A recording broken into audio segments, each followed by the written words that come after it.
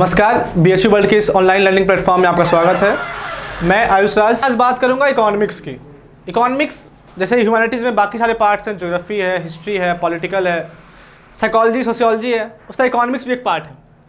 तो जैसा कि आप लोगों को पता होगा कि BHU BA एंट्रेंस का क्या फॉर्मेट है क्वेश्चंस का, 60 क्वेश्चन GS से आते हैं, तो उसमें इकोनॉमिक्स भी एक इंपॉर्टेंट रोल प्ले करता है। तो बस प्रीवियस 10 या 12 ईयर्स में अगर आप देखेंगे तो आप एनालिसिस तो आपको मिल ही गया होगा क्वेश्चन से क्या क्या फॉलो होता है, क्या ट्रेंड फॉलो होता है। तो आप वहाँ देखेंगे कि इकोनॉमिक्स से हमेशा लगभग 5 से 6 क्वेश्चन, कभी 10 क्वेश्चन भी चले जाते हैं, कभी 3 क्वेश्चन भी आता है, तो ये ट्रेंड फॉलो होता है। तो इसका मतलब ये नहीं कि इकोनॉमिक्स थोड़ा ये नॉन इंपॉर्टेंट सेक्शन है या फिर उतना इंपॉर्टेंट नहीं है। जैसा कि आपने देखा कभी 3 क्वेश्चन, कभी 5 क्वेश्चन, कभी 10 क्वेश्चन आते हैं, तो कुछ एक ऐसा उसका वो नहीं है, एक प्रीफर क्या बोलते हैं उसको, एक उसका एक स्ट्रक्चर नहीं है बना कि इतने क्वेश्चन ही आएंगे हमेशा, तो हमेशा इतने क्वेश्चन आते हैं। तो ये डिसाइडिंग फैक्टर है। 2-3 नंबर के लिए कभी रैंक गड़बड़ हो जाता है तो फिर हॉस्टल चली जाती है या फिर एडमिशन भी नहीं होता है।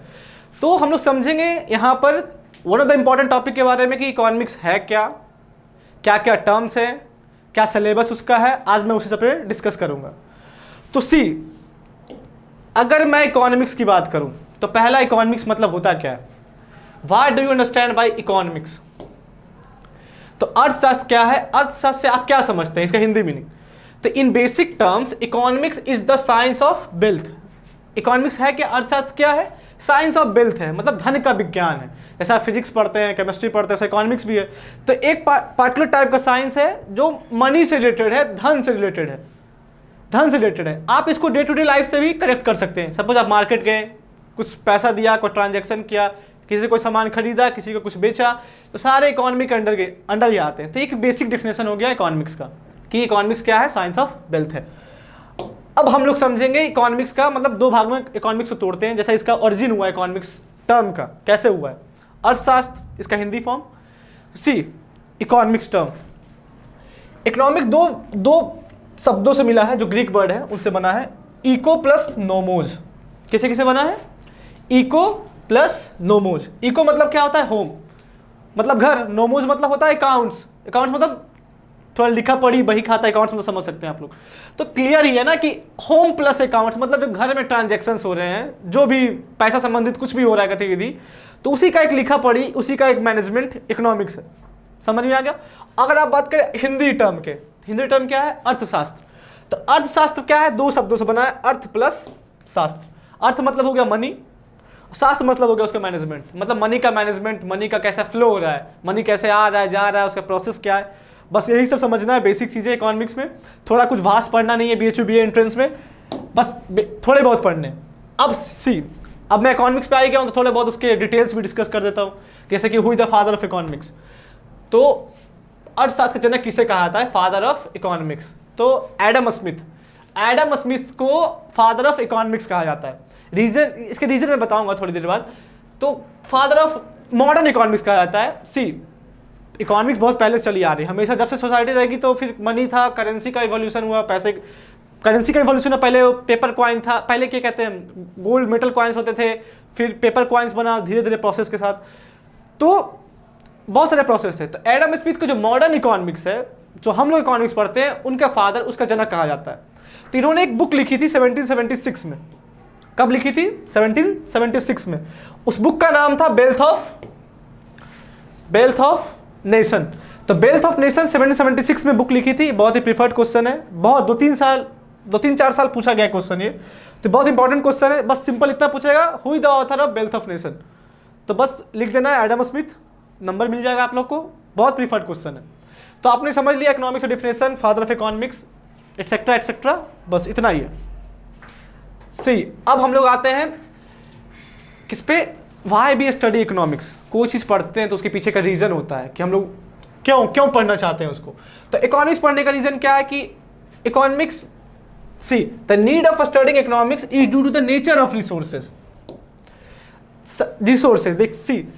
As they are scarce in nature and have alternative uses. जो भी संसाधन हमारे पास है वो लिमिटेड है, स्कार्स इन नेचर है, और उनके अल्टरनेटिव यूजेस भी है। मतलब एक रिसोर्सेज 2-3 चीज़ों में यूज होता है। तो उसी का मैनेजमेंट हम लोग इकोनॉमिक्स में पढ़ते हैं, इसलिए इकोनॉमिक्स की आवश्यकता हम लोगों को है। अगर नेक्स्ट स्लाइड पे चले हम, तो अब सिलेबस आ गया। कोई भी चीज़ होती है तो उसकी सिलेबस बहुत इंपॉर्टेंट होती है। कोई भी किसी भी टॉपिक का बात करें हम, तो किसी भी सेक्शन की, ह्यूमैनिटीज़ या किसी भी साइंस की या किसी भी सब्जेक्ट की, तो सिलेबस पे बात करते हैं।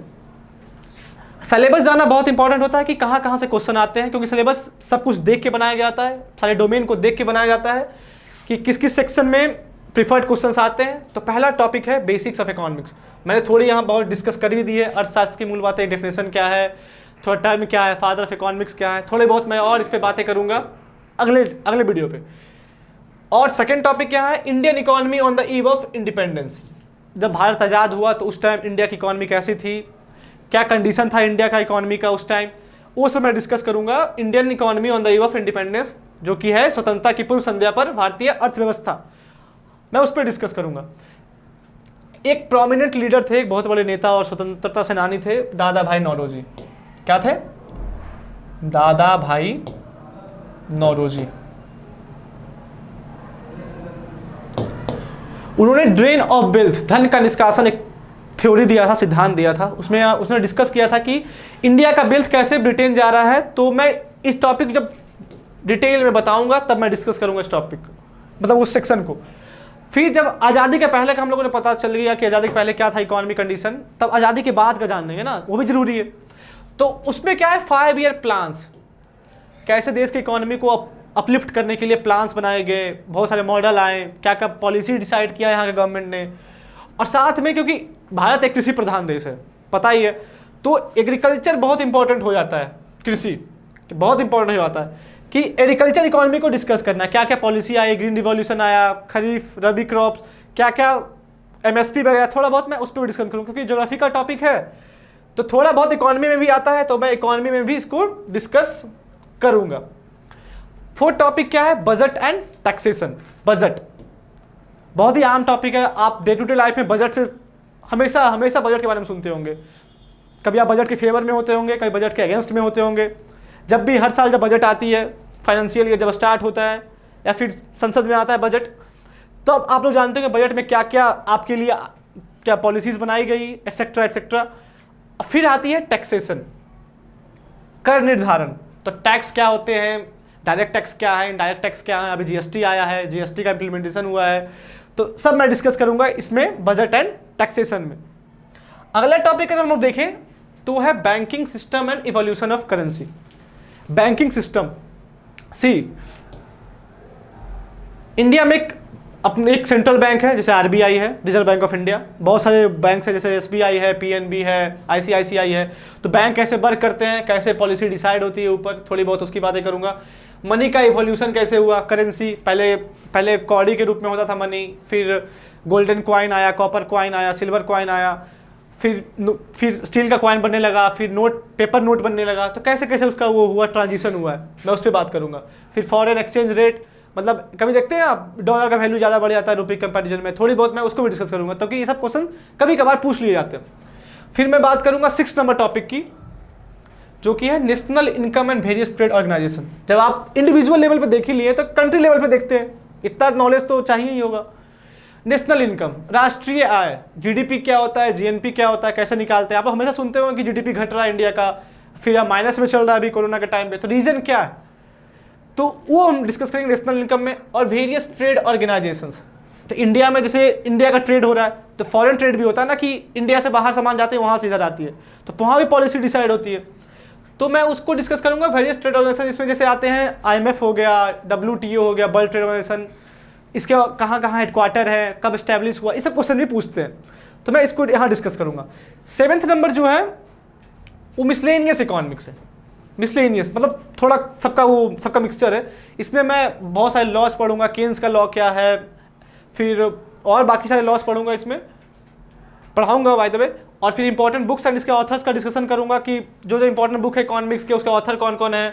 फिर इंपोर्ट एंड एक्सपोर्ट का, मतलब इंपोर्ट हो रहा है, एक्सपोर्ट हो रहा है, फिर नेट क्या बच रहा है, तो नेट क्या है इंडिया के पास, यही सब डिस्कस करूंगा। बस ओवरऑल सिलेबस यही है, इतना ही पढ़ना है। तो हम लोगों ने डिस्कस जो किया, बेसिक ऑफ इकोनॉमिक्स पहला टॉपिक, सेकेंड है Indian economy on the eve of independence, third है 5 year plans and agricultural economy, fourth आपका होगा बजट एंड टैक्सेशन, 5वां हो गया banking system involution of currency. 6ठा है national income and various trade organisation. 7th है वेरियस मिसलेनियस इकोनॉमिक्स में, जिसमें ऑथर, इंपोर्ट, एक्सपोर्ट और लॉज वगैरह पढ़ना है। बस इतना ही पढ़ना है, ज़्यादा कुछ है नहीं। इतने में से जितने भी क्वेश्चन आते हैं आराम से टैकल कर सकते हैं आप लोग। कोई वास्ट कॉन्सेप्ट है नहीं, इकोनॉमिक्स ईजी है, बेसिक्स पढ़ना है, ज़्यादा कुछ है नहीं। बस अगले वीडियो मिलूंगा मैं पहले टॉपिक के साथ जो सिलेबस का है, जो बेसिक्स ऑफ इकोनॉमिक्स है, मैं उस पर डिस्कस करूँगा। तब तक आप बाकी तैयारी करते रहिए BHU एंट्रेंस की। कोई यार टफ है नहीं, बस आराम से पढ़ते रहिए, मस्त रहिए, स्वस्थ रहिए, सब टॉपिक आराम से कवर हो जाएगा। Thank you.